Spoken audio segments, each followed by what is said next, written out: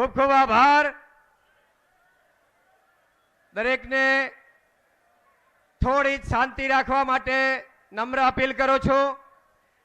આજે આપણી વચ્ચે બનાસની ધરતી ઉપર દેશના સર્વશ્રેષ્ઠ દિલ્હીના મુખ્યમંત્રી, ઈમાનદાર, કટ્ટર દેશભક્ત અને આમ આદમી પાર્ટીના રાષ્ટ્રીય સંયોજક એવા માનનીય શ્રી અરવિંદ કેજરીવાલજીનું હાર્દિક હાર્દિક સ્વાગત કરીએ છીએ અને એમનું પાઘડી અને અંબે માતાજીનો ફોટો આપી સન્માન કરશે ડોક્ટર રમેશભાઈ, ડીસા વિધાનસભાના ઉમેદવાર, અને વિજયભાઈ દવે, ડીસા નગરપાલિકાના કોર્પોરેટર.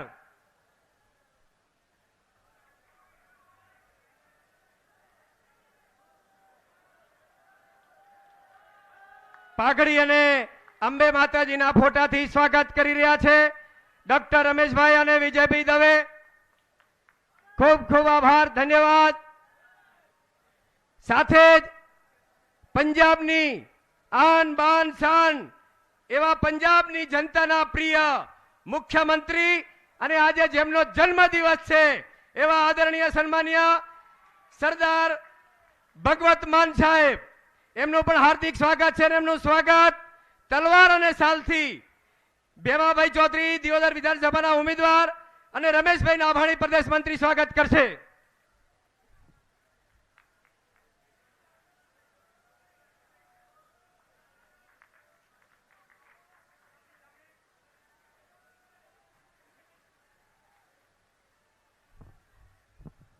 ખૂબ ખૂબ આભાર. એવા જ ખેડૂતોના હૃદય સમ્રાટ, સ્પષ્ટ વક્તા, ગુજરાતના ટાઈગર અને રાષ્ટ્રીય જોઈન્ટ સેક્રેટરી શ્રી ઈસુદાનભાઈ ગઢવીનું સ્વાગત હળ અને શાલ આપીને ડોક્ટર રમેશભાઈ પટેલ અને રમેશભાઈ નાભાણી કરશે.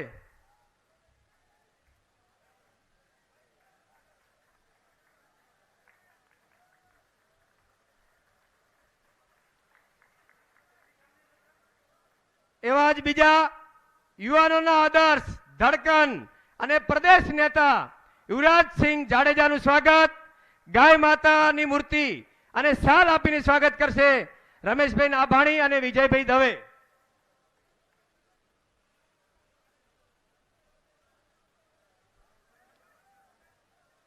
સાથે પાટણ વિધાનસભાના ઉમેદવાર લાલેશભાઈ ઠક્કર. ખૂબ ખૂબ આભાર, ધન્યવાદ. હવે હું આપણા ખેડૂતોના હૃદય સમ્રાટ, જેને આપણે ટાઈગરના નામથી ઓળખીએ છીએ, એવા ઈસુદાનભાઈને હું વિનંતી કરીશ કે આવો અને સૌને સંબોધન કરો. ધન્યવાદ.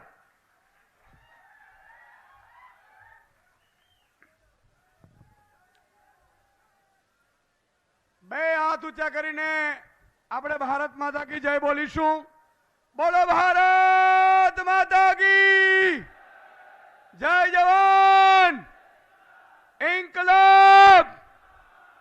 મિત્રો, આજે બનાસની ડેરી પર, ધરતી પર દિલ્હીના મુખ્યમંત્રી અને ગુજરાત જેમને ગેરંટી તરીકે ઓળખે છે એવા માનનીય અરવિંદ કેજરીવાલજી,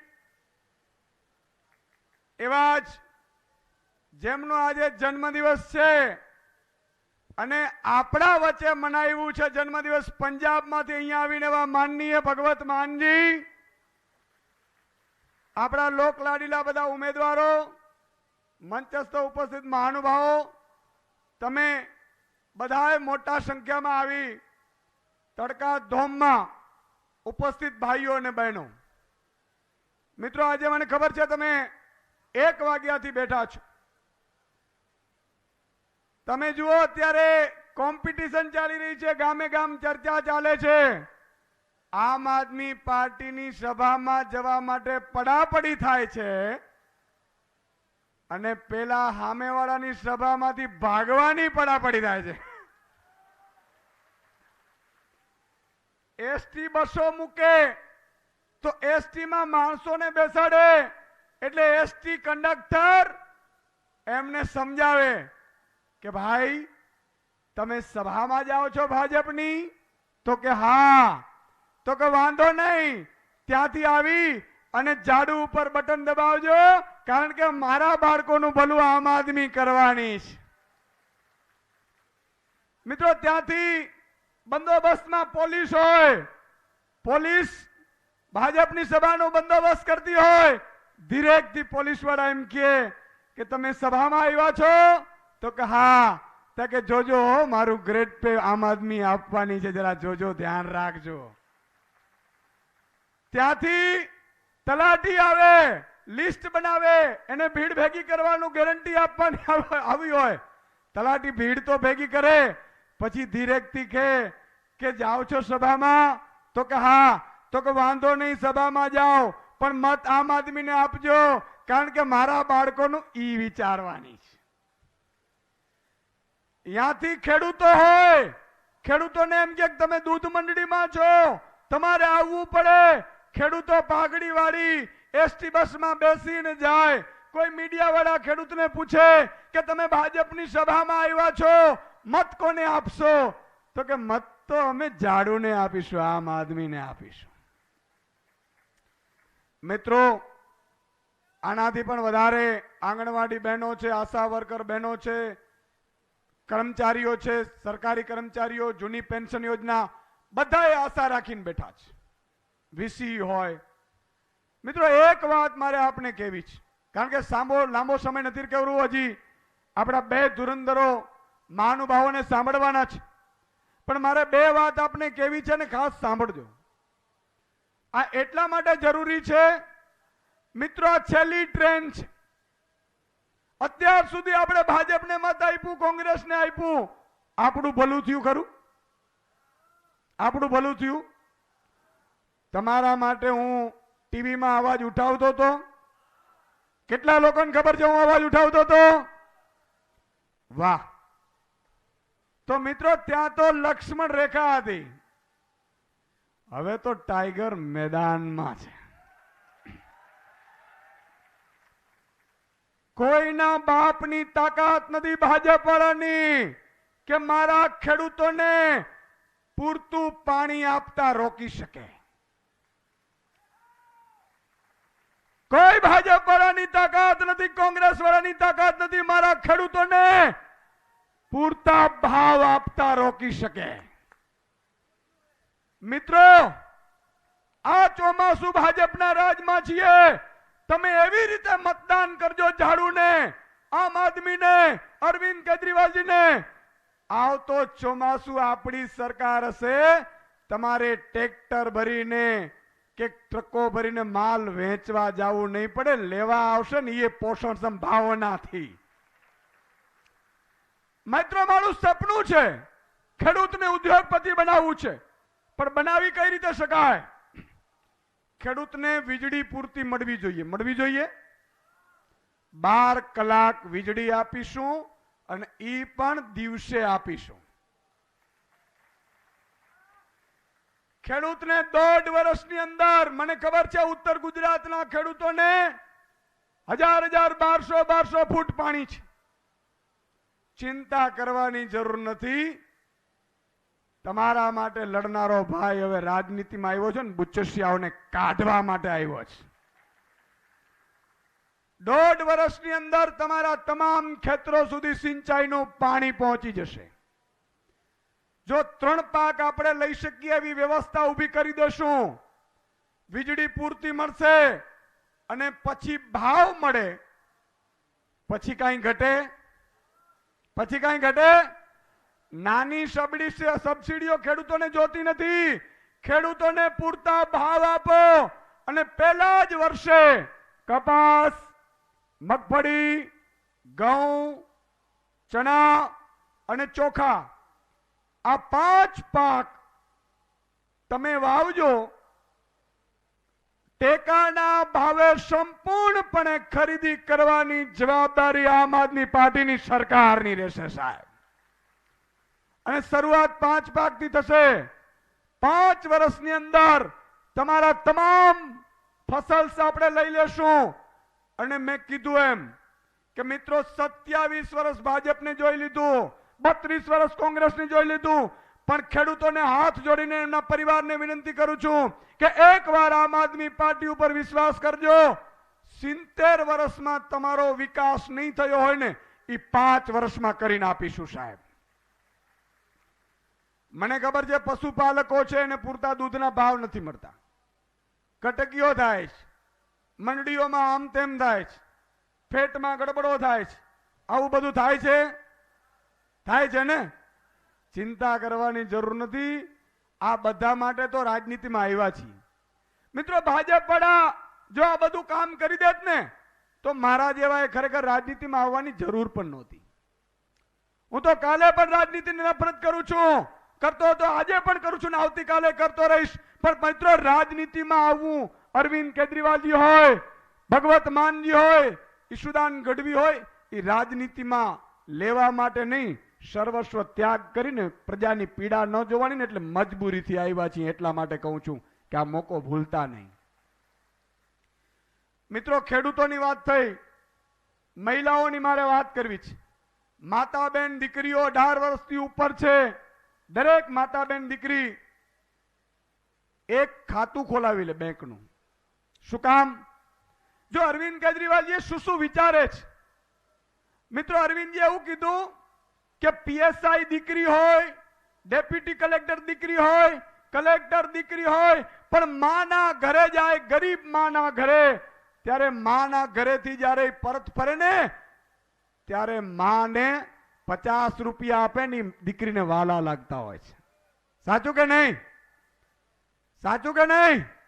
અને એટલા માટે મિત્રો અરવિંદજીએ નક્કી કર્યું છે 18 વર્ષથી ઉપરની દરેક મહિલાના ખાતામાં મહિને 1000 રૂપિયો નાખી દેવામાં આવશે. મિત્રો ભાજપને આપણા મિત્રો કોઈ હોય તો એને ઘરે જઈને વિનંતી કરીને કહેજો કે બાપ હવે તું ભાજપ છોડ, તારા કારણે 3000 તેલનો ડબ્બો હું ખાઈ રહ્યો છું, તારા કારણે 1100 રૂપિયા ગેસનો સિલિન્ડર છે. જો ભૂલથી તું ભાજપને મત આપીશ તો 5000 રૂપિયો તેલનો ડબ્બો થવાનો છે. મિત્રો આવી ભૂલ કરવી છે તો મારે આપને વિનંતી કરવી છે કે ભાજપ વાળાને વિનંતી કરજો અને ખાતરી આપજો કે ભાજપને મત આપીશ તો CR પાટીલના દીકરો કે અમિત શાહનો દીકરો મોટો થશે, કોંગ્રેસને મત આપીશ તો સોનિયા ગાંધીજીનો દીકરા મોટા થશે. પણ જો તું આમ આદમીને આપીશ તો ભાજપનો કાર્યકર્તા છે, 1 માર્ચથી વીજળી બિલ આ આમ આદમીનો સૈનિક ભરશે એમ કહી દેજો તમે મિત્રો. 1 માર્ચથી વીજળી બિલ ફ્રી થઈ જાય. તમે વિચાર કરો, મહિને શિક્ષણ આપણી સારી સ્કૂલો બની જાય, ખાનગીને ટક્કર મારે એવી ગામો ગામ બની જાય તો આપણે શિક્ષણનો ખર્ચો ન કરવો પડે. વીજળી બિલ 4300 સુધીનું આવતું હશે એ ફ્રી. પછી દરેક 18,000 ગામોમાં અને શહેરોમાં મિત્રો મોહલ્લા ક્લિનિક બનાવીશું. કોઈ પણ પ્રકારની દવા, કોઈ પણ પ્રકારનો ટેસ્ટ સંપૂર્ણ ફ્રી. એટલે એ ખર્ચ બચી ગયો. એક મિત્રો અરવિંદ કેજરીવાલજીને આશીર્વાદ કેમ મળ્યા ખબર છે? આ ગુજરાતમાં આટલા લોકપ્રિય કેમ છે? એક દાખલો આપું. ડીસાની બજારમાંથી આપણે જાતા હોઈએ, આપણો અકસ્માત થાય, માથામાં વાગી જાય, કોઈ ઉપાડીને હોસ્પિટલ લઈ જાય, એનો ઋણ ભૂલી શકીએ ખરા? ભૂલી શકીએ? અને એમાંય માત્ર ગરીબ માણસ હોઈએ આપણે, આપણા ખિસ્સામાં રૂપિયો ન હોય, ખાનગી હોસ્પિટલમાં 108 બોલાવીને લઈ ગયો હોય અને પછી એમ કે સુદાનભાઈ તમે ચિંતા ન કરતા, ડોક્ટરને મેં કહી દીધું છે, લાખનો બિલ આવે કે 2 લાખનું બિલ હું ભરી દઈશ. એવું કોઈ કે આપણે ડીસાના બજારમાંથી જતા હોય પડી જઈએ તો એનો ઋણ જિંદગીભર ભૂલી શકીએ?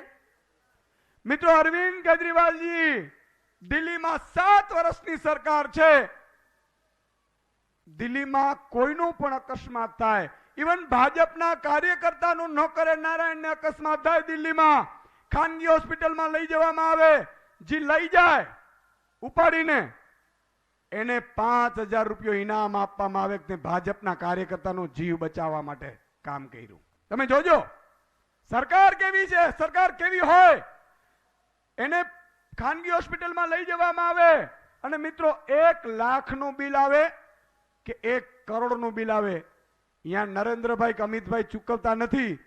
ભાજપનો કાર્યકર્તા હોય ને તોય અરવિંદ કેજરીવાલજી 1-1 કરોડના બિલ ચૂકવે છે. આનું નામ સરકાર કહેવાય.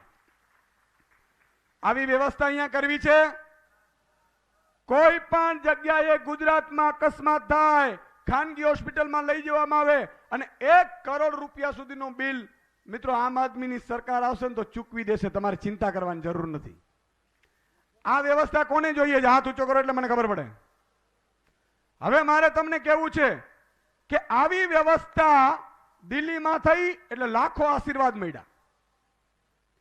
આજે આ વ્યવસ્થાની ઘરે ઘરે માહિતી તમારે પહોંચાડવાની છે. બરોબર છે?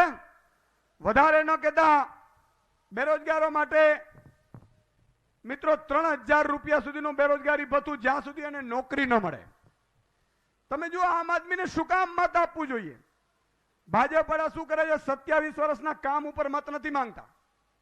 ભાજપ વાળા કામ ઉપર મત માંગવા જાય તો શું કે અમે 6000 સ્કૂલો બંધ કરી, તમે અમને મત આપો, બીજી 6000 બંધ કરીશું.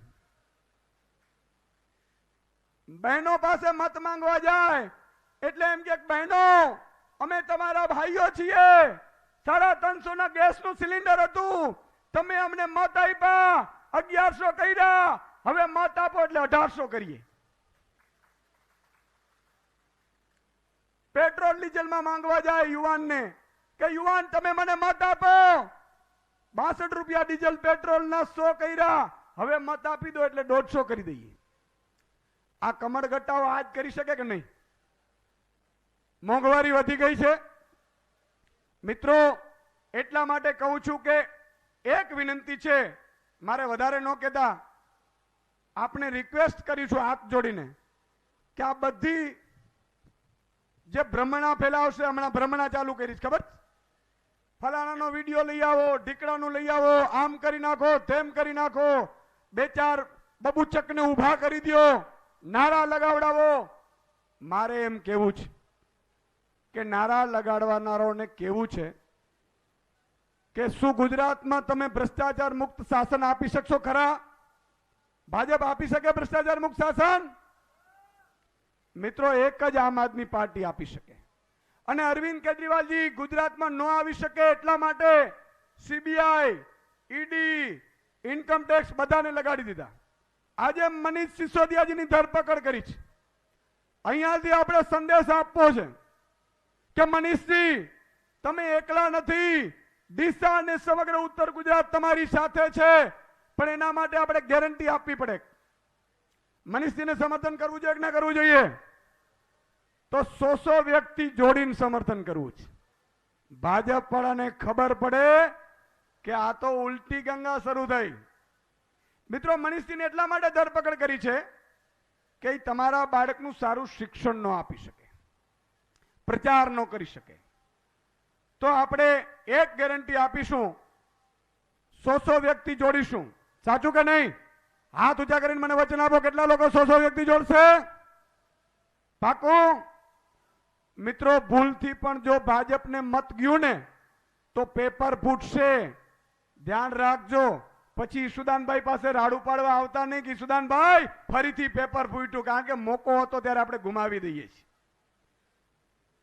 ફરીથી ખેડૂતને ભાવ નહીં મળે, વીજળી નહીં મળે, પાણી નહીં મળે. આજે લોલીપોપો આપશે, ભરમાતા નહીં, આ ચૂંટણી લક્ષી લોલીપોપ છે. પણ મારે આપને એક વાત કેવી છે કે ભાજપે રૂપિયા બહુ ભેગા કર્યા છે. એક મતના 10-10 હજાર રૂપિયા આપવાના છે. કેટલા? કેટલા બોલો? એક મતના 10,000 રૂપિયા આપવાના છે એવું મેં સાંભળ્યું છે. 5 મત હોય ઘરમાં તો 50,000 રૂપિયા એકવાર આપશે. હું કહું છું લઈ લેજો રૂપિયા, રૂપિયા લઈ લેજો. દારૂની બોટલનું હું કહેતો નથી, કાંઈ મારાથી ન બોલાય, પણ રૂપિયા લઈ લેજો. ચવાણું ખવડાવે તો લઈ લેજો, ઈ ગાડીમાં બેસાડે તો લઈ લેજો, પણ મત झाड़ू जीतेगा भाई, जीतेगा, जीतेगा भाई, जीतेगा। एक छेलो नारो भाजप पर एम कहे कि रुपया क्यांथी लावशो ने शुं करशो ने फलाणुं ने ढीकणुं ने, तो एक कान खोलीने तमारे एने कहेवानुं छे, दिल्ली में कर्युं छे, पंजाब में कर्युं छे, चित्ते की चाल, बाज की नजर और केजरीवाल जी की गारंटी पे कभी संदेह नहीं किया करते। बोलो भारत माता की, इंकलाब। खूब खूब आभार ઈશુદાનભાઈ। હવે પંજાબની આન બાન અને શાન અને જેમનો આજે જન્મદિવસ છે, તો આપણે સૌ બનાસકાંઠા વાસીઓ તરફથી ભગવત માન સાહેબને જન્મદિવસની ખૂબ ખૂબ શુભકામનાઓ। અને ભગવત માન સાહેબ સામે એમના માટે દો લાઈન કહીશ। हाथ जिनमें हो जुनून, कटते नहीं तलवार से, सर जो उठ जाते हैं झुकते नहीं ललकार से, और भड़केगा जो 16 सा हमारे दिल में है, सरपरोसी की तमन्ना सरदार भगवत मान साहिब के दिल में है। भगवत मान साहिब ने कहीश कि तेओ આપણને માર્ગદર્શન કરશે। बहुत बहुत धन्यवाद। दीसा इलाके के भारी संख्या में अपने बच्चों के उज्जवल भविष्य के लिए, रोजगार के लिए, बुजुर्गों के इलाज के लिए और गुजरात की तरक्की के लिए एक एक कदम आप चल के आए। हमारे सर माथे पर सबको मेरा प्रणाम, नमस्कार, सत श्री अकाल। अरविंद केजरीवाल जी बैठे हैं जिन्होंने देश की राजनीति की दशा और दिशा बदल दी। हमारी गुजरात की पूरी टीम बैठी है, वो लोग बैठे हैं जो देश के लिए कुछ करना चाहते हैं, वो लोग बैठे हैं जिनको पैसे कमाने की इच्छा नहीं है, राजनीति को धंधा बनाने नहीं आए। हम इनका धंधा बंद करने आए हैं, जिन्होंने राजनीति को धंधा बना रखा है। अरविंद केजरीवाल जी इनकम टैक्स के कमिश्नर थे। हिसार जिले में हरियाणा में फर्स्ट आए थे, एक ही स्टूडेंट आया था जो चुना गया था पूरे जिले से। इनकम टैक्स के कमिश्नर थे, चाहते तो बहुत पैसे कमा सकते थे, लेकिन जुनून था कि देश में बदलाव लाना है। इस्तीफा देकर उसी दफ्तर के बाहर कुर्सी लगाकर बैठ गए। अंदर कोई रिश्वत मांगे तो मुझे बताना। तो ये जुनून है। तो गुजरात में आंधी चल रही है, तूफान चल रहे हैं। हम जूनागढ़ गए, हम खेड़ ब्रह्मा गए, हम सुरेंद्र नगर गए, हम ऊंझा गए, आपके पास आए, वडोदरा गए, अहमदाबाद गए। जहां जाते हैं लोग यही कहते हैं, भाई हमारा इनसे पीछा छुड़वा दो। हमने कहा जी हमने नहीं छुड़वाना पीछा, आपने है। 27 साल हो गए। कमाल है, हर साल पेड़ भी पत्ते बदल लेता है। अब गुजरात वालों तुम तो बदलो कुछ, बदलाओ। नई आंधी, नया तूफान, नए विचार, नया खून। आम घरों के बेटे बेटियों को लाओ। इनके बेटे बेटियां चेयरमैन बनते हैं, एमएलए बनते हैं, मंत्री बनते हैं। हमारे बेटे बेटियां सिर्फ जिंदाबाद मुर्दाबाद के नारे लगाने के लिए रखे हुए हैं। क्यों भाई, हमारे बेटे बेटियां क्यों नहीं बन सकते विधायक? हमारे बच्चे क्यों नहीं बन सकते चेयरमैन? क्या कुर्सी पे बैठना नहीं आता उनको? इनको बोल देना बीजेपी वालों को कि अरविंद केजरीवाल और भगवंत मान आए थे दिशा में, ये बोल के गए हैं कि इनके बेटे बेटियों के बिस्तरे गोल कर दो, आम लोगों के बेटे बेटियां आ रहे हैं। कांग्रेस चलो छोड़ो, क्या बोलेंगे। कांग्रेस तो कोमा में चली गई। दिल्ली में भी जीरो है, 2 बार जीरो। देश की सबसे पुरानी पार्टी देश की राजधानी में जीरो। खत्म। ये दिल से बोला। जहां पर राहुल गांधी जी रहते हैं, सोनिया गांधी जी रहते हैं, इनके बड़े बड़े नेता रहते हैं, जिस इलाके में, वो नई दिल्ली विधानसभा है। वहां से एमएलए पता कौन है पिछले 3 बार से? अरविंद केजरीवाल। चलो खुद तो वोट नहीं देते होंगे, लेकिन उनके घर पे काम करने वाले, माली, रसोई वाले, सब आम आदमी पार्टी को वोट देते हैं, क्योंकि वो अंदर से इनको जानते हैं कि कैसे हैं ये, कि कौन कौन आता है घर पे, आपस में कैसी मीटिंग होती है 12 बजे, सीक्रेट मीटिंग, तुम ये कर लो, तुम वो कर लो। हम वो वाले नहीं, हम तो भाई, कोई हमें कहता भाजपा की बी टीम है, कोई कहता कांग्रेस की बी टीम है, हम टीम हैं लेकिन जनता की ए टीम है, हम पब्लिक की ए टीम है। पंजाब में 7 महीने हुए हैं सरकार बने हुए, 7 महीने में जो 1 जुलाई को हमने बिजली फ्री की, 2 महीने का बिल आता वहां, 300 यूनिट पर मंथ, हमने 600 यूनिट एक बिल का फ्री कर दिया। 74 लाख से ज्यादा मीटर हैं पंजाब में। अभी जो बिल आया है उसमें 50 लाख से ज्यादा लोगों का बिल जीरो आया है, जीरो। आपके यहां भी आ सकता है, दिल्ली में जीरो आता है। दिल्ली में भी पहले ऐसा होता था, बिजली टाइम पे आए ना आए बिल आता था। अब बिजली आती है, बिल नहीं आता। ये सच्ची नीयत वाला आदमी कर सकता है। कोई खजाना खाली नहीं होता। खजाना खाली पब्लिक के लिए, बस इनके बेटे बेटियों के लिए कोई खजाना खाली नहीं है। तो मैं तो यही कहने आया हूं आपको। अभी हमारे यहां 14, 15, 16 अक्टूबर को पंजाब पुलिस के पेपर हुए, constable, sub inspector, head constable, लाखों बच्चे इम्तिहान दे के आए हैं, एक भी पेपर फूटा नहीं है। यहां दिल्ली में पेपर नहीं फूटता, क्योंकि पेपर फूटा सपना टूटा।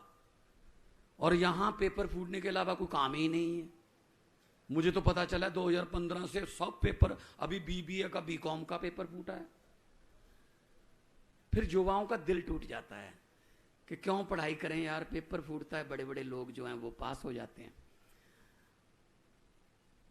तो मैं तो यही कहने आया हूं कि बदलाव, परिवर्तन। मुझे एक युवा मिला, मैंने कहा गुजरात वालों को क्या चाहिए? कहता जी चेंज। मैंने कहा जी चेंज कौन है? कहता जी आम आदमी पार्टी। मैंने कहा कांग्रेस चेंज नहीं है? कहते नहीं जी कांग्रेस चेंज नहीं, कांग्रेस तो एक्सचेंज है। वो तो किसी के 4 काम हो गए इधर से खरीद लो, किसी के 5 काम हो गए इधर चले गए। वो तो मतलब विधायक बेचने वाली कंपनी बन चुकी है। गोवा में बिक गए, महाराष्ट्र में बिक गए, कर्नाटका में बिक गए। तो वोट खराब मत करना।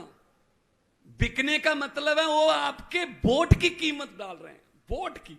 और वोट की कोई कीमत नहीं होती। ये शहीदों ने, भगत सिंह, राजगुरु, सुखदेव, चंद्रशेखर आजाद जैसे शहीदों ने जवानी में फांसी के रस्से चूम कर हमको वोट देने का अधिकार लेके दिया है। इसको बेकार मत करना, बेकार मत करना। और शहीद भगत सिंह, उनको कभी भी ये चिंता नहीं थी आजादी आएगी या नहीं आएगी। उनको पक्का पता था आजादी आएगी, लेकिन उनको चिंता थी आजादी के बाद देश कौन से हाथों में जाएगा। वो चिंता सही साबित हुई। देख लो 75 साल हो गए, अंग्रेज अभी शर्मिंदा हैं कि हमारे बुजुर्ग 200 साल में उतना नहीं लूट सके हिंदुस्तान को जितना इन्होंने लूट लिया खुद।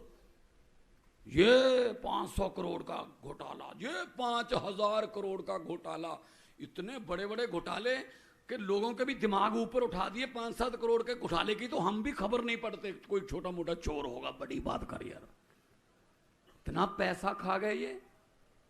मैं तो जब से होश संभाला है, सुबह 9 बजे 15 अगस्त को लाल किले से भाषण सुनता आ रहा हूं। भाई साहब वही भाषण, अफसरों का लिखा लिखाया, रटा रटाया, बेरोजगारी पे चिंता व्यक्त, आतंकवाद पे थोड़ी ज्यादा चिंता व्यक्त, महंगाई पे बहुत ज्यादा चिंता व्यक्त। कहते जी नमस्कार, ये था 15 अगस्त। अरे मेरे देश के वारिसों, अब तो लाल किले के कबूतरों को भी भाषण याद हो गए होंगे। अगर हमारी किस्मत नहीं बदल सकते, कम से कम भाषण तो बदल लो।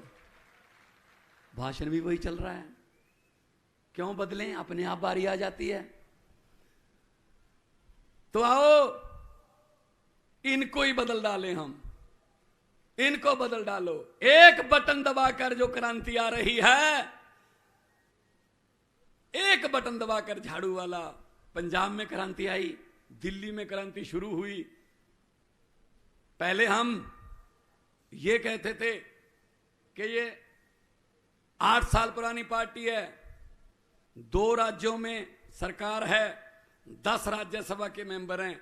अब एक लड़के ने मेरे साथ फोटो करवाई, उसने ऐसे कर लिया। मैंने कहा ये क्या है? कहते ये गुजरात है।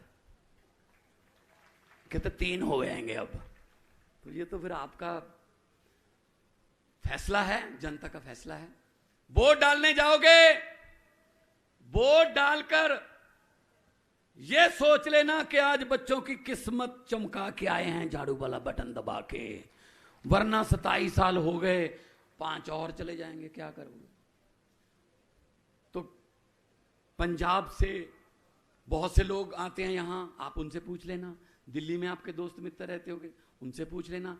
हम जो कहते हैं वो करते हैं, हम जो कर नहीं सकते वो कहते नहीं हैं। 15 लाख आ गया आपके खाते में, हर खाते में आना था, नहीं आया। पंजाब में भी नहीं आया। 15 लाख की बात छोड़ो, जो हमारे घर में 2-4 हजार रुपया पड़ा था खर्चे वर्चे के लिए, नोटबंदी करके वो भी ले गए निकाल के। भाई साहब, लाइन में कौन लगा? गरीब लगा ना लाइन में, दिहाड़ी छोड़ के। किसान लाइन में खड़ा था, गरीब रिक्शे वाला खड़ा था। और सबसे बड़ी जो पीड़ित हैं, सबसे पीड़ित कौन है नोटबंदी की? महिलाएं, माएं, बहनें। मां बहनों को ना एक अच्छी आदत होती है, आदत अच्छी है वो, कि वो कई बार अपने पति को बताए बिना कुछ पैसे अलग रख लेती हैं कि इमरजेंसी में काम आ जाएंगे, कभी कोई बच्चे की फीस या कोई आधी रात को कोई बीमारी आ गई, हॉस्पिटल जाना पड़ेगा, रख लेती हैं ऐसे बताए बिना बताए हस्बैंड को, पति को। अब भाई साहब रातों रात नोट बदल दिए। सुबह ना बता सकती हैं ना छुपा सकती हैं। बताती हैं तो झगड़ा होता है, पति कहता कहां से आए ये पैसे। नहीं बताती तो कागज बन जाएंगे, बैंक खुद जा नहीं सकती। मैंने जब पंजाब में एक जनसभा में बोल दिया, तो मैं जब गाड़ी में बैठने लगा, माएं बहनें आई, मेरे सर पे हाथ रख के आशीर्वाद दिया और कहा बेटा ये नोटबंदी वाली बात बिल्कुल सच्ची है, माइके से बदलवा के लाई हैं। ये हालत है। क्या नोटबंदी से आतंकवाद खत्म हो गया? नोटबंदी से क्या भ्रष्टाचार खत्म हो गया? सब वही चल रहा है। तो आओ इकट्ठे होके झाड़ू। मुझे पत्रकारों ने पूछा आपने आंधी कैसे रोक दी? मैंने कहा कौन सी आंधी? बीजेपी की। दिल्ली और पंजाब में आंधी कैसे रोक दी? मैंने कहा बीजेपी का चुनाव चिन्ह क्या है? बोले कमल। मैंने कमल कहां उगता है? कहता कीचड़ में। मैंने कहा हमारा चुनाव चिन्ह क्या है? बोले झाड़ू। मैंने कहा झाड़ू क्या करता है? कहता कीचड़ की सफाई। मैंने कहा हमने झाड़ू से कीचड़ की सफाई कर दी, कमल उगे ही नहीं दिल्ली और पंजाब में। अभी कल ही आप इनका हालत देख लो। कांग्रेस का एक मंत्री था, घोटाले करता था खूब, 5 साल उसने घोटाले किए। हमने उस पर उसका नाम अभी जांच में डाला था कि इसकी जांच करो, तो बीजेपी में चला गया।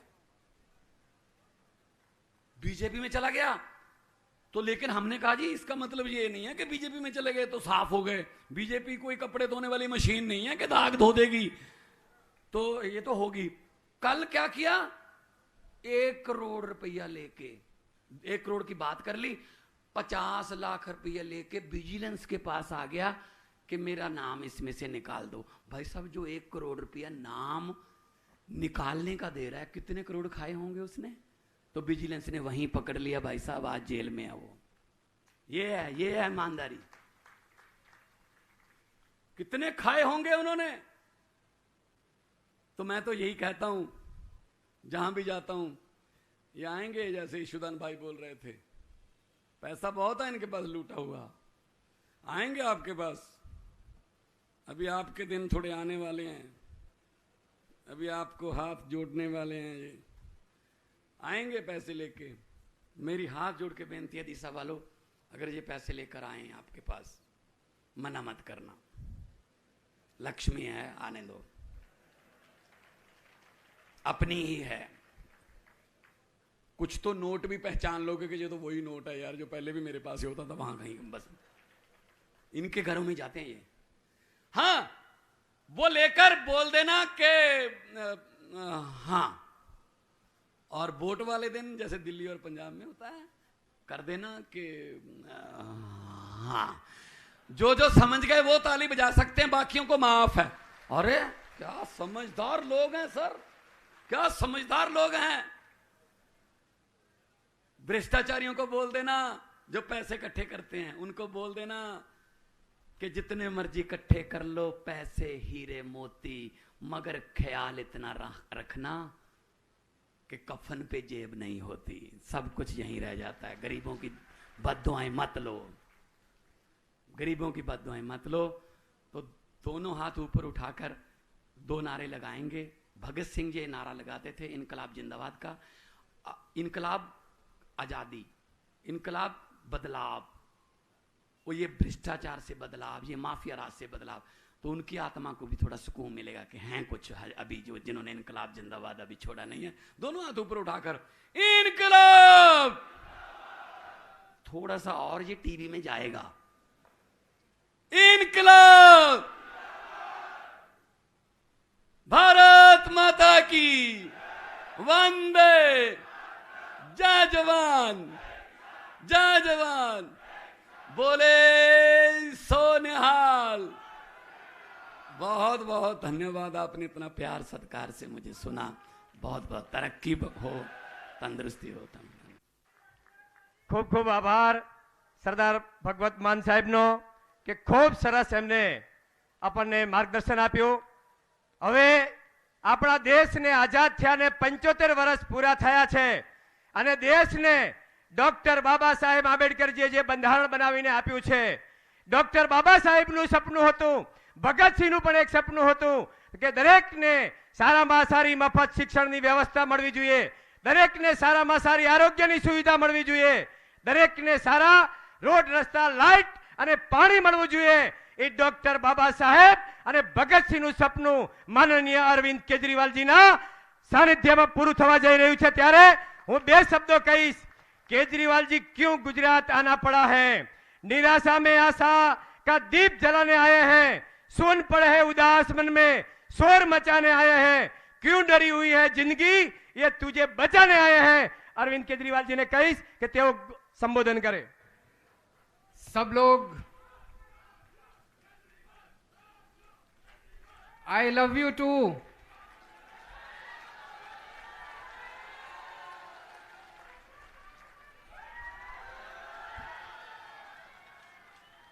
भारत माता की, भारत माता की, इनकलाब, इनकलाब, वंदे वंदे। केम छो? मजामा?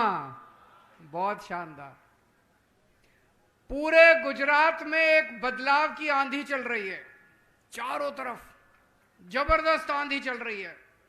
किसी से पूछो इस बार क्या माहौल है परिवर्तन, इस बार क्या माहौल है बदलाव। चारों तरफ कुछ तो अजूब, कुछ तो भगवान करवा रहा है, कुछ तो आंधी चल रही है। किस किस को बदलाव चाहिए? हाथ खड़े करके बताओ। सब लोगों को बदलाव चाहिए, सब लोगों को बदलाव चाहिए। तो मैं आज एक खुशखबरी लेके आया हूं आप लोगों के लिए। केंद्र सरकार ने एक जासूसी एजेंसी भेजी है गुजरात में।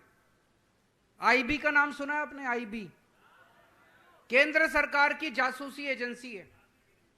केंद्र सरकार बड़ी घबराई हुई है, उनको लग रहा है गुजरात में कुछ हो रहा है।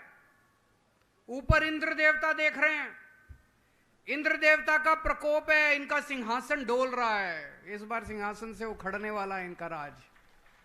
तो केंद्र सरकार ने एजेंसी भेजी है, माहौल पता करके आओ क्या चल रहा है गुजरात में। आईबी की रिपोर्ट आई है, मैं नहीं कह रहा,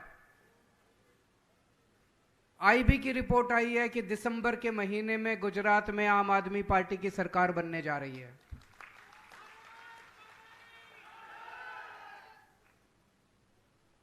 पर उसमें यह भी लिखा है रिपोर्ट में, सरकार तो बन रही है अभी, लेकिन बड़ी किनारे पे है, मार्जिन पे। 90-92 सीट आ रही है, 90-92। एक बार जोर का धक्का मार दो सारे जने मिलके। 1.5 महीना बचा है, 1.25 महीना, 50 दिन बचे हैं। जोर का धक्का मार दो सारे जने मिलके, 150 से कम सीट नहीं आनी चाहिए। 150 सीट आएगी तो स्थिर सरकार बनेगी, पक्की सरकार बनेगी। सारे काम करेंगे जो काम 70 साल में नहीं हुए, जो काम 27 साल में नहीं हुए, सारे काम करेंगे। स्कूल बनवाएंगे, अस्पताल बनवाएंगे, बिजली मुफ्त करेंगे, रोजगार देंगे बच्चों को, सारे काम करेंगे। एक बार 150 सीट दे के देखो, भाजपा को जिंदगी भर भूल जाओगे आप लोग। तो सरकार तो बन रही है। 8 दिसंबर को नतीजे आएंगे, 15 दिसंबर को सरकार बनेगी। सबसे पहला काम क्या करना है? भ्रष्टाचार खत्म करना है कि नहीं करना है? भ्रष्टाचार इतना हो गया, गुजरात में लूट लिया इन लोगों ने। इतनी जमीन खरीद ली, इतनी कोठियां बना ली, इतनी प्रॉपर्टी बना ली अपने नाम पे, अपने बच्चों के नाम पे। जो बच्चे पैदा नहीं हुए उनके नाम पे भी इन्होंने जमीन खरीद ली। सारा पैसा स्विस बैंकों में ले गए, विदेशों में ले गए। कहते हैं गुजरात सरकार घाटे में चल रही है। अरे घाटे में कैसे चल रही है यार? हमारी दिल्ली सरकार तो घाटे में नहीं चल रही है, हमारी तो ईमानदार सरकार है, हमारी तो फायदे में चल रही है। गुजरात कैसे घाटे में चल रहा है? 2.5 लाख करोड़ रुपए खर्च करते हैं ये हर साल बजट में। 2.5 लाख करोड़, 2.5 लाख करोड़ बहुत होता है, बहुत। मैं आपसे पूछना चाहता हूं, 27 साल में आपके गांव में एक भी सड़क बनी? बताओ जरा, बनी कोई सड़क? कोई स्कूल खुला? कोई अस्पताल बनाया? कोई दवा का इंतजाम करा? कहां गया इतना पैसा? खा गए। एक एमएलए के बारे में मेरे को बताया किसी ने, चुनाव के पहले उसके पास 4 एकड़ जमीन थी। 5 साल में उसके पास 1000 एकड़ जमीन हो गई। 1000 एकड़। दोस्तों, सरकार बनेगी, जितना पैसा, एक एक पैसे का हिसाब लेगा गुजरात। जितना पैसा इन्होंने लूटा है, जितना खा गए, इनके पेट में हाथ डाल के निकलवा लेंगे सारा पैसा इनका। सारा एक एक लूटा हुआ पैसा वापस लेंगे। भ्रष्टाचार मुक्त शासन देंगे गुजरात को। पहली बार भ्रष्टाचार मुक्त शासन होगा। गुजरात का एक एक पैसा, सरकार का एक एक पैसा गुजरात के लोगों के भले के ऊपर, आपके बच्चों के ऊपर खर्च होगा। कोई मंत्री चोरी नहीं करेगा, कोई एमएलए चोरी नहीं करेगा, मुख्यमंत्री चोरी नहीं करेगा, और अगर चोरी करेगा तो जेल जाएगा। हमारे वाला भी चोरी करेगा तो जेल जाएगा। अपने वाले को भी नहीं बख्शेंगे, किसी को नहीं बख्शेंगे। कट्टर ईमानदार पार्टी है हमारी। अभी अभी भगवंत मान साहब ने पंजाब में अपने हेल्थ मिनिस्टर को जेल भेजा है। कभी सुना था अपने मिनिस्टर को जेल भेजते हुए?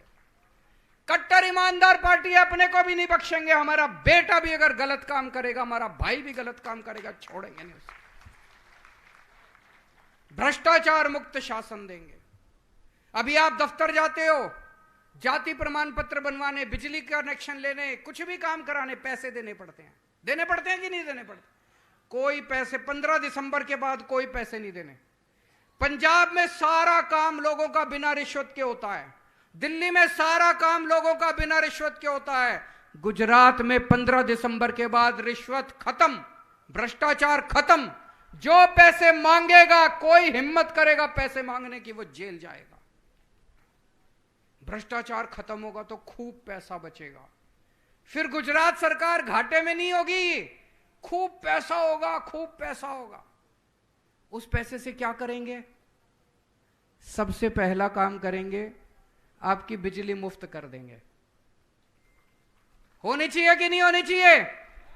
1 मार्च से पूरे गुजरात के लोगों की बिजली मुफ्त, 0 बिजली का बिल आएगा। पहले दिल्ली में जीरो बिजली का बिल आता था, अब पंजाब में भी जीरो बिजली का। जीरो मतलब जीरो, उसमें जीरो लिखा होता है, कितने पैसे देने हैं जीरो।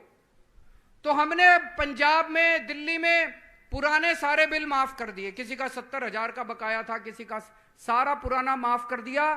मौजूदा बिजली फ्री कर दी, लोगों के जीरो बिजली के बिल आते हैं। 24 घंटे बिजली आती है, 24 घंटे बिजली, जीरो बिजली का बिल। यह दुनिया में पहली बार हुआ है, 24 घंटे बिजली। चमत्कार है ये, चमत्कार, मैजिक। और ये चमत्कार केवल केजरीवाल को करना आता है। ऊपर वाले ने मुझे आशीर्वाद दिया है, ऊपर वाले ने मेरे को वरदान दिया है, केवल केजरीवाल कर सकता है ये चमत्कार। ना कांग्रेस कर सकती, ना बीजेपी कर सकती, कोई पार्टी नहीं कर सकती। पहले दिल्ली में किया, फिर पंजाब में किया, अब गुजरात के अंदर लोगों को 24 घंटे बिजली मिलेगी और जीरो बिजली का बिल आएगा। दूसरा काम करेंगे, हर महिला के अकाउंट में 1,000 रुपए, 18 साल से ऊपर की हर मां, बेटी, बहन, हर एक के अकाउंट में 1,000 रुपए डालेंगे हर महीने। कुछ लोग मेरा मजाक उड़ाते हैं, महिलाओं को पैसे क्यों दे रहे हो। मैं कई बेटियों को जानता हूं जिनकी कॉलेज की पढ़ाई छूट जाती है क्योंकि पिताजी के पास पैसे नहीं है, उनकी पढ़ाई पूरी हो जाएगी। मैं कई माओं को जानता हूं, बेटी आती है ससुराल, ससुराल से मायके, मां का मन करता है थोड़े से पैसे रख दो उसके हाथ में। मां को पति की तरफ देखना पड़ता है, बेटे की तरफ देखना पड़ता है। अब उसको देखना नहीं पड़ेगा, अब मां कमरे में जाएगी, केजरीवाल ने जो 1,000 रुपए दिया वो निकाल के लाएगी और अपनी बेटी के हाथ में रख देगी। अगर किसी घर में 2 महिलाएं हैं 18 साल से ऊपर, हर एक को 1,000 अलग मिलेंगे, 2,000। किसी के घर में 3 महिलाएं हैं, हर एक को अलग अलग मिलेंगे, 3,000 रुपए मिलेंगे।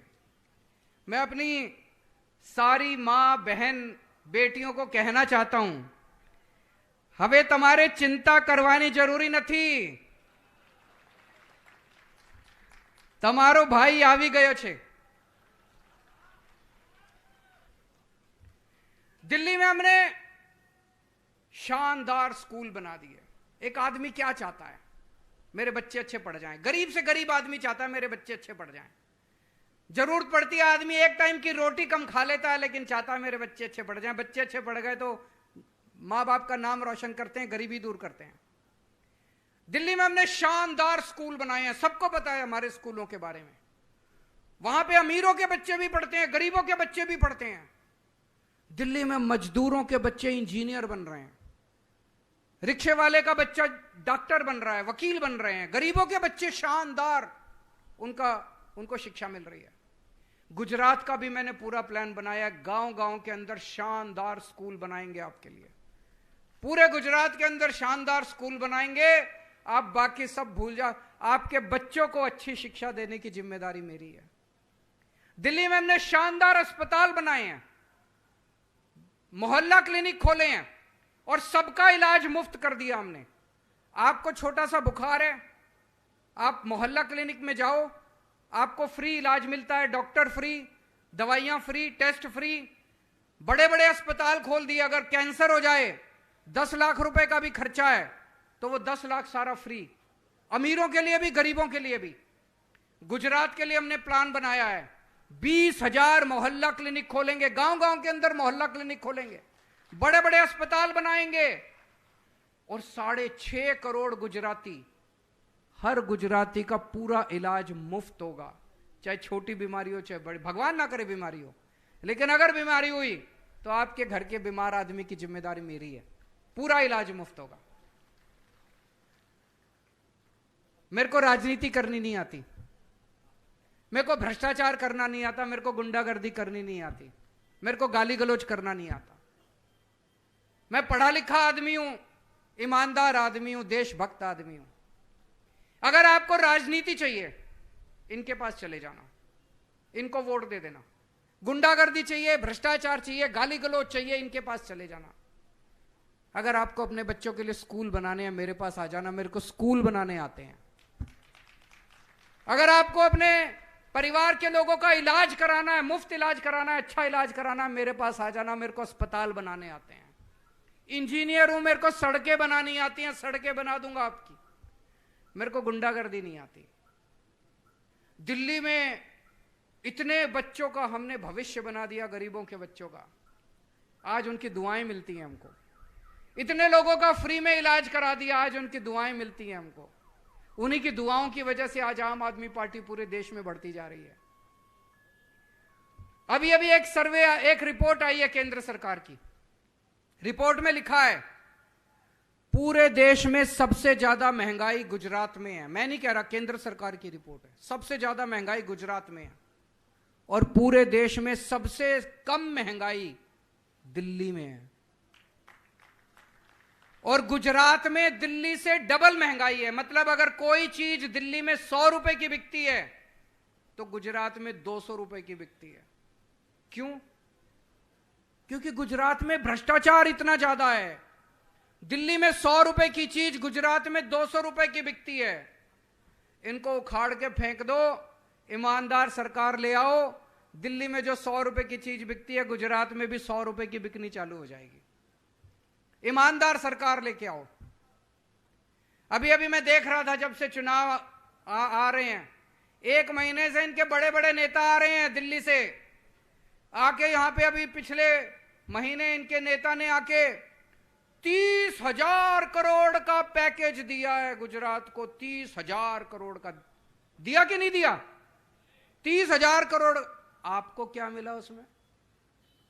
किसी का कुछ फायदा हुआ? देखो भाई, मेरे पास 30,000 करोड़ का पैकेज नहीं है देने को। मैं 30,000 करोड़ नहीं दे सकता, पर मैं हर महीने हर परिवार के 30,000 रुपए की बचत करा सकता हूं। आपकी बिजली फ्री कर दूंगा, आपकी महिलाओं को 1,000 रुपए दे दूंगा, आपके बच्चों को अच्छी शिक्षा दे दूंगा, मुफ्त में शिक्षा दे दूंगा, आपके परिवार का सारा इलाज मुफ्त करा दूंगा। 30,000 रुपए की बचत करा सकता हूं हर परिवार को। आपका फायदा करा सकता हूं, आपके जो महंगाई हो रही है उससे थोड़ी सी राहत दिला सकता हूं। मेरे पास 30,000 करोड़ नहीं है। इतनी बेरोजगारी हो रही है, इतनी बेरोजगारी हो रही है। कौन कौन बेरोजगार है? जरा हाथ खड़े करें। इतनी बेरोजगारी है। मैं देख रहा था इन लोगों का, एक नेता, एक टीवी वाले ने पूछा कि इतनी बेरोजगारी है, आप इनको रोजगार क्यों नहीं देते? वो नेता पता है क्या कहता है? कहता है ये निकम्मे हैं, काम नहीं करना चाहते, काबिल नहीं है, रोजगार देने के लायक नहीं है। मेरे को बड़ा आश्चर्य हुआ। खुल के गालियां दे रहा है लोगों को। इतना घमंड हो गया इनको, इतना घमंड हो गया। इस बार तोड़ दो इनका घमंड। जाके बटन ऐसा दबाना, तोड़ दो इनका घमंड। एक बार तो तोड़ दो इनका घमंड। मैं आपको रोजगार दूंगा, मैंने इंतजाम किया है सारा। मेरे को रोजगार देना आता है। दिल्ली में 12 लाख बच्चों को मैंने रोजगार दिया है। भगवंत मान ने अभी 20,000 सरकारी नौकरियां दी हैं। हमें रोजगार देना आता है। हम आपके बच्चों को रोजगार देंगे। और जब तक रोजगार नहीं मिलता, आपके बच्चों को 3-3 हजार रुपए महीना बेरोजगारी भत्ता मिलेगा। और 10 लाख सरकारी नौकरियां और निकालेंगे नई। कई लोग मेरे से पूछते हैं ये टीवी वाले कहां से आएगी? मैं इतने स्कूल बनवाऊंगा, इतने अस्पताल बनवाऊंगा, मोहल्ला क्लिनिक खोलेंगे, उसमें नई नई सरकारी भर्तियां होंगी, इतनी सरकारी भर्तियां होंगी। कम से कम 10 लाख सरकारी नौकरियां निकलेंगी दोस्तों। अभी कल मैं थोड़े दिन पहले बड़ौदा गया था। वहां पे 10-15 लड़के मेरे को देख के चिल्लाने लग गए, मोदी मोदी मोदी। मैं उनको कहना चाहता हूं, बेटा जिसका नारा लगाना है लगाओ, मेरे को कोई दिक्कत नहीं है, मैं तुमको मना नहीं करूंगा। लेकिन एक बात देख लेना, तुमको रोजगार तो केजरीवाल ही देगा। तुम्हारे घर की बिजली भी मुफ्त तो केजरीवाल ही करेगा। तुम्हारे बच्चों का भी स्कूल का इंतजाम केजरीवाल ही करेगा और कोई नहीं करने वाला। फिर मैंने उन लड़कों को बुलाया। मैंने कहा 27 साल हो गए, इन्होंने क्या दिया तुमको? क्यों नारे लगा रहे हो? कहता है जिन्होंने पैसे दिए थे नारे इसलिए लगा रहे हैं, वोट तो आपको ही देंगे।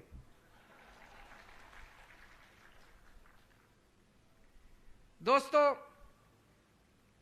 एक अच्छी बात है, खुशखबरी है कि अगले साल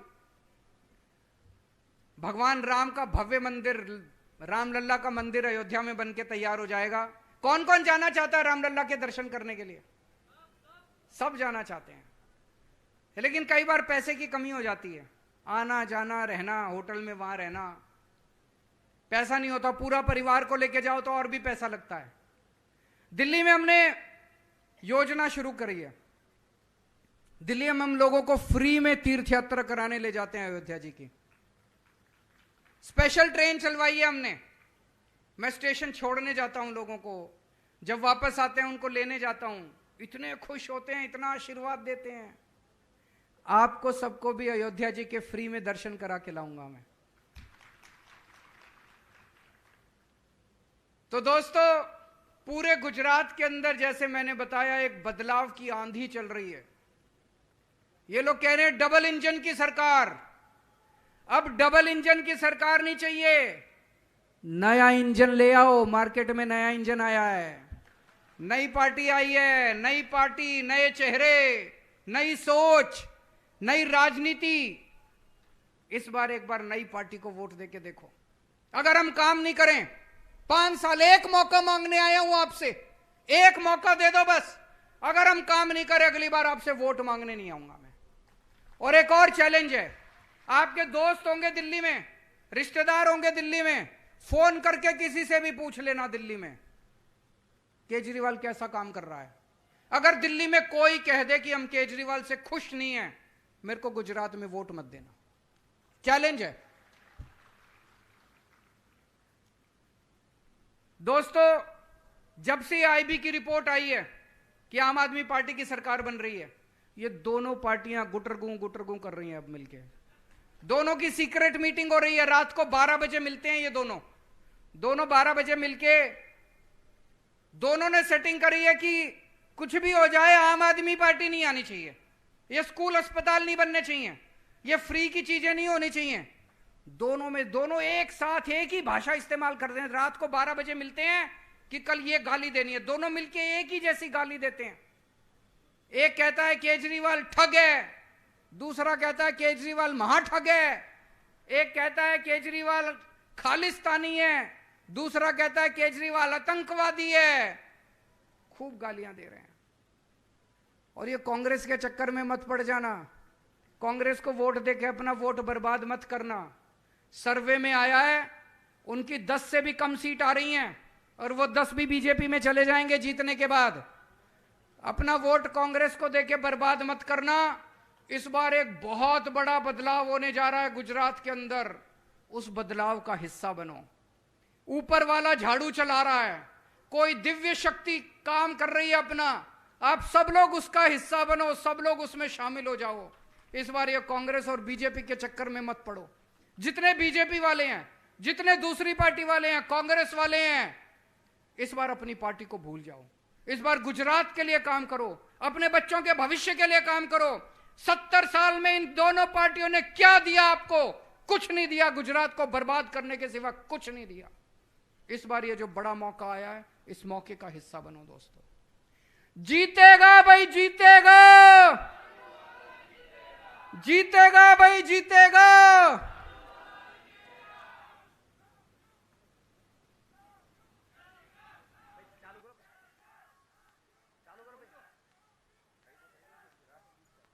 હવે રાષ્ટ્રગીત આપણે ચાલુ કરીએ છીએ। રાષ્ટ્રગીત માટે બધા વખતે अधिनायक जय हे भारत भाग्य विधाता, पंजाब सिंध गुजरात मराठा द्राविड़ उत्कल बंग, विंध्य हिमाचल यमुना गंगा, उज्ज्वल जलधि तरंग। तव शुभ नामे जागे, तव शुभ आशीष मांगे, गाहे तव जय गाथा। जन गण मंगल दायक जय हे भारत भाग्य विधाता।